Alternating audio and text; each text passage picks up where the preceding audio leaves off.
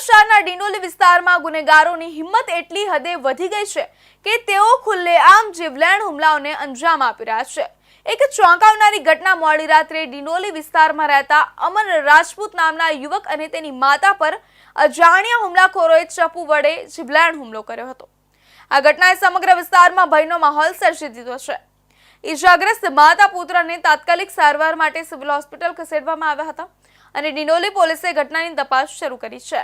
આ ઘટના ડિંડોલી વિસ્તારમાં મોડી રાત્રે બની હતી, જ્યારે અમન રાજપૂત પોતાના ઘરની બહાર બેસીને પરિવાર સાથે વાતચીત કરી રહ્યો હતો।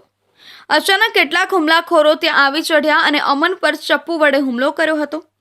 હુમલાખોરોએ જૂની અદાવતને લઈને અમનના શરીર પર હુમલો કર્યો હતો અને ચપ્પુના ઘા ઝીક્યા હતા, જેના કારણે તે ગંભીર રીતે ઇજાગ્રસ્ત થયો હતો।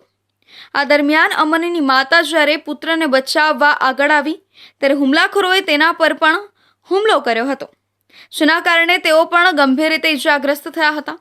આ ઘટનાને પગલે આજુબાજુના લોકો ઘટના સ્થળે દોડી આવ્યા હતા અને પરંતુ ત્યાં સુધીમાં હુમલાખોરો નાસી છૂટ્યા હતા।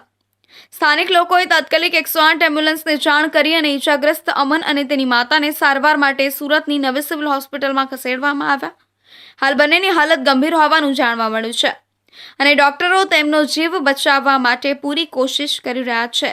अरे मैं रिक्शे में बैठा था, वो लोग पहले इधर आए, फिर वहाँ से गाड़ी घुमा के आए रिटर्न, फिर मेरे को डायरेक्ट दौड़ा लिए चाकू लेके। तो मैं रूम में भागा तो जो एक चाकू लेके डायरेक्ट मेरे को मारना चालू कर दिया। तो मेरे को गाड़ी पे फिर बैठा रहे, तो फिर मेरी मम्मी आई भाग के, तो मेरी मम्मी को भी चाकू मार दिया हाथ में।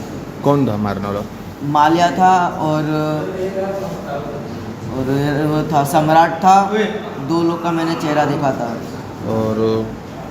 और एक्सेस थी। कहाँ पे मारा? कौन सी जगह पे?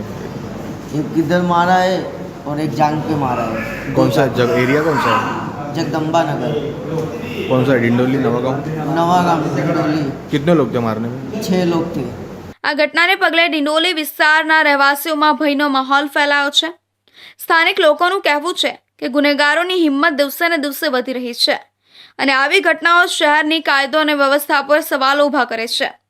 એક સ્થાનિક રહેવાસીએ જણાવ્યું, આવી ઘટનાઓથી અમે બધા ડરી ગયા છીએ। રાત્રે ઘરની બહાર નીકળવું પણ મુશ્કેલ બની ગયું છે। પોલીસે આવા ગુનેગારો સામે કડક કાર્યવાહી કરવી જોઈએ।